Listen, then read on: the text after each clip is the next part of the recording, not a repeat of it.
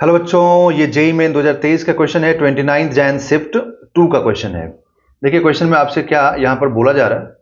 A square loop of area 25 centimeter square has a resistance of 10 ohm.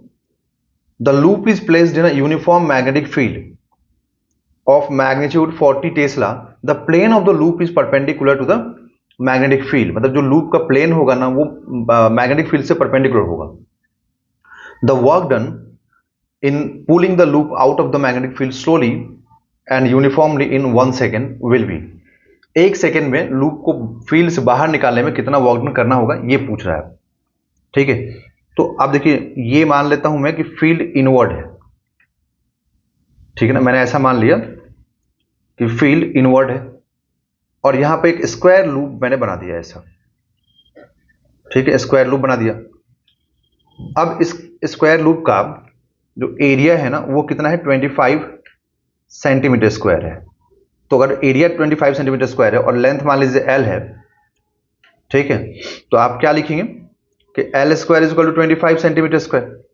मतलब L is equal to क्या आएगा, 5 centimetre. तो इसको metre में कन्वर्ट करेंगे तो कितना आएगा, 0.05 मीटर। ठीक है, अब क्या होगा कि जब इस लूप को आप बाहर की तरफ ऐसे पुल करेंगे, खींचेंगे, तो कुछ फोर्स लगेगा, कुछ फोर्स लगा के पुल करना पड़ेगा ना। ठीक है, तो लूप को जैसे जैसे बाहर निकालेंगे ना, ठीक है, जैसे मान लीजिए लूप को बाहर निकालना शुरू किया अब, ठीक, तो अब इसका मान लीजिए इतना पार्ट मैं दिखाऊं अगर ऐसे, तो यहां पर आ गया। ठीक है, ऐसे लूप का इतना पार्ट बाहर निकल गया, ये वाला पार्ट बाहर निकला, सपोज जस्ट अब एज्यूम करें। तो जब लूप अंदर में था कंप्लीटली, तब कंप्लीट एरिया मैग्नेटिक फील्ड के अंदर था।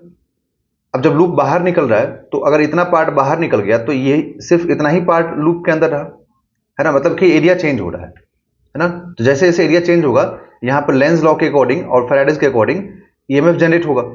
तो ईएमएफ कितना जनरेट होगा ये निकालना पड़ेगा, क्योंकि ईएमएफ जनरेट होगा, ठीक है, तभी तो मालूम होगा ना। क्योंकि वर्क डन के लिए हम लोग क्या लिखेंगे, वर्क डन के लिए लिखेंगे हम लोग कि ये जो अप्लाइड फोर्स है वो इसको बाहर निकालेगा इस लूप को, तो उसके लिए पूरा इसका एल लेंथ बाहर निकालना पड़ेगा। तो जब कंप्लीटली एल लेंथ बाहर निकलेगा तो उसको कितना मूव कराना पड़ेगा, एल। तो वर्क डन क्या लिखेंगे, एफ इंटू एल।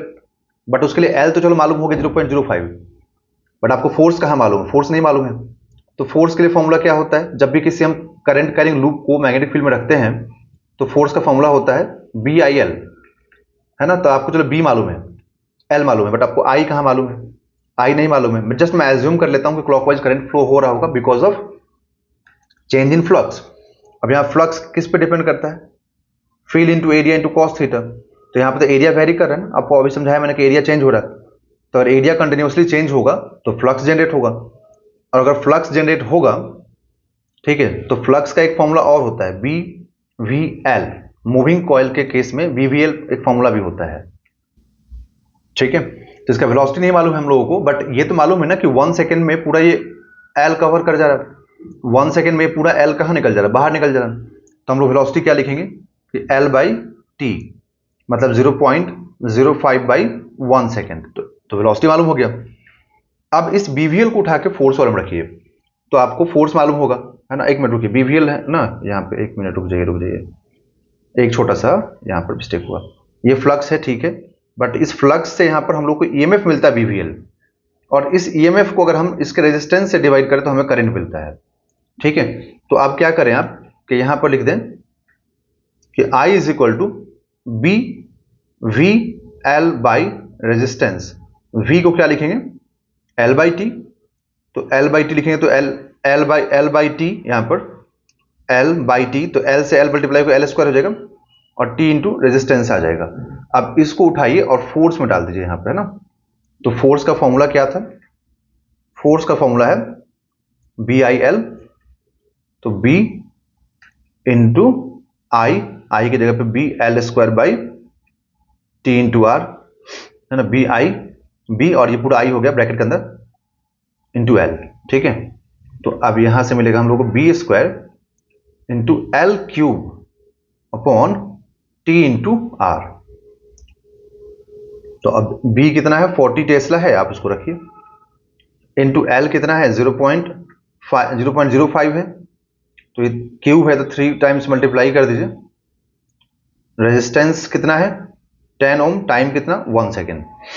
ठीक है, तो अब इसमें मल्टीप्लाई करें हम लोग तो ये 1600 आएगा, तो 1600 इंटू ये 0.05 है ना, 0.05 125 है ना, 555 125, और ये एक पे 10 to the power -2 आएगा, तो सबका मिला के 10 to the power -6 हो जाएगा, और एक 10 यहाँ पर भी है तो ये कैंसिल इससे, तो यहाँ से आ जाएगा, और एक 0 इसका कैंसिल कर देंगे, तो 16 into 125 into 10 to the power -5, इतना न्यूटन आ गया। ठीक है, अब हम लोग क्या करें, हमें वर्क डन चाहिए, तो वर्क डन क्या लिखेंगे हम लोग, work done is equal to force into displacement.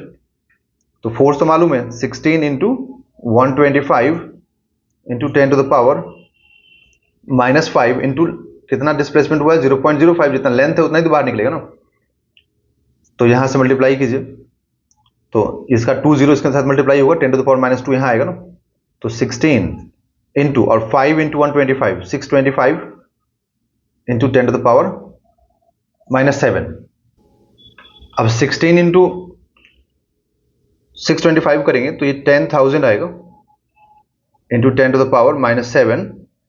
ठीक है, तो ये अब देख लेते हैं, ऑप्शंस तो है नहीं, यहाँ पर ऑप्शंस है, तो देखते हैं क्या मैच होता है, एक बार सब कैंसिल करके सारा जीरो कैंसिल कर देते हैं, तो ये 4 0 कैंसिल हो जाएगा, तो वर्क डन कितना आएगा 10 to the power -3 joule, that is 1 into 10 to the power -3 joule, तो 1 into 10 to the power -3 joule एक ही ऑप्शन में है, ऑप्शन नंबर 2, तो option number 2 is a right answer.